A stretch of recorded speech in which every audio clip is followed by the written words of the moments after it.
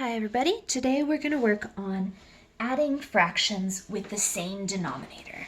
So the first thing to find out is this the right work for you? Is this what you were looking for? This is a great one to start with. So even if you're feeling like you don't remember many fractions lessons, this is a good place to start. We might see something like 1/5 plus 2/5 if we looked at this kind of work. So as a quick reminder, the number on the top tells you how many pieces you have. The number on the bottom tells you what family they are out of.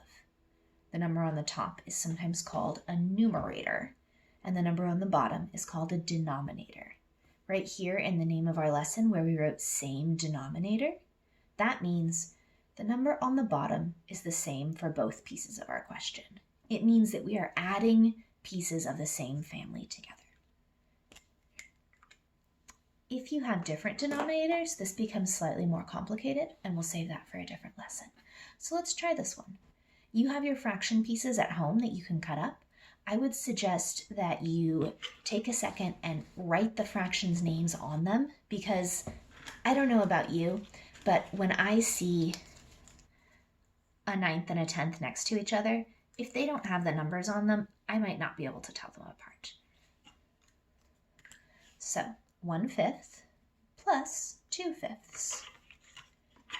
That's 1/5. Here's 2/5. Adding means putting together. Let's put those all together. When we put them together, we have 1, 2, 3. We have 3 pieces. And the pieces are from the family of fifths. We have 3/5. 1/5 plus 2/5 equals 3/5. Let's try another one. What if we have 4/6 plus 3/6? Well, let's gather our pieces and build them both. 4 pieces from the family of sixths.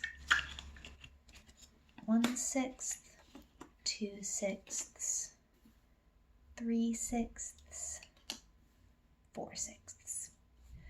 Plus 3/6. Right? 1, 2, 3/6. Okay. Addition means to put together. So let's put these together. I can see these ones want to fit in here.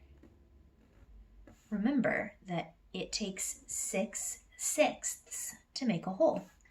So we have a whole and 1 more sixth left over. When you have a fraction answer that is not just a fraction piece, it also has some other stuff going on, like a whole, you can start by writing the whole number. How many wholes do we have? We have 1. We write that number nice and large. And then next to it, we can put our fraction. 1 whole and 1/6 left over. Now, if you counted all of these up, 1, 2, 3, 4, 5, 6, 7, you could also say that the answer is 7/6. But this is a better answer. This answer is true and okay, but it is more precise and helpful for people to understand if we tell how many wholes it made. 1 whole and 1/6 left over.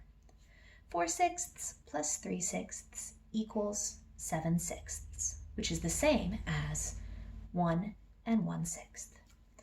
That, my folks, is adding with fractions. Go ahead and get your fraction pieces cut out and give some of this a try. Unless you feel like in school you've already been doing this work without the pieces and just want to try it on paper, in which case, go for that too. Remember, if you want to create your own questions, you can use a die, like from Monopoly, and you could roll it, and whatever it comes up as, you could use to make your fraction pieces. So if you rolled it and rolled a 2 and then a 4, you could write 2/4, and that could be a way to make up your problems if you want. All right, carry on, do some good math, do some good work, and keep being wonderful people.